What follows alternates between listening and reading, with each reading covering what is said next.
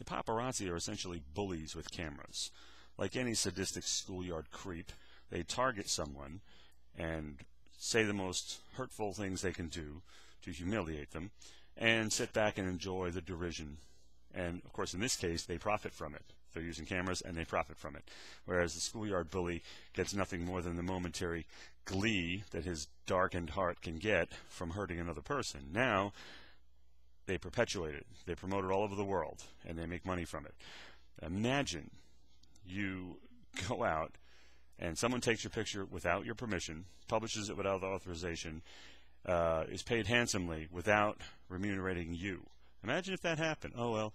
And you ladies, you're the worst. Take this best and worst beach bodies thing. Okay.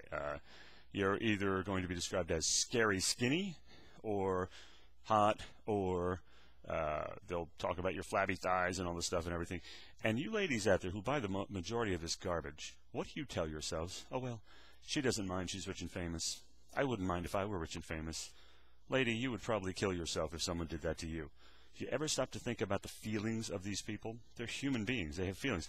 And many of them probably have learned to live with it because they have drunk the Kool-Aid. Like many abuse victims, they have told themselves, oh, it's my fault.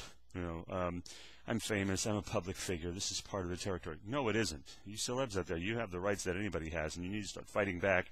I suggest, for number one, do not cooperate. Do not talk to these people. I saw a magazine the other day. My pet peeve, best and worst beach bodies, where males were divided between hunks and chunks. Imagine that going to being described as a chunk for everybody in the world to laugh at you. And on this same magazine, they were saying, the stars talk to us, blah, blah, blah. You need to stop talking to these people. Any magazine or any television program that uses one unauthorized photograph, one candid shot, you need to not talk to them ever again. They will get the message, okay? And they tell you, well, it's because there's no expectation of privacy in public. Well, what that actually means in a sane universe is that if you happen to get caught in someone's camera lens while they're taking a shot of something and you're just part of the scenery, that's in public. Well, if you go to a ball game, you call in sick to work because you're going to a ball game and a pop fly lands right in front of you and they catch it and you're on camera and they fire you, that means you can't sue the newspaper for running your picture because you were in public. That's what it means. It doesn't mean every second you step foot outside of your house is one long unpaid photo shoot. That's not what it means. Stars, you need to stop cooperating with these people.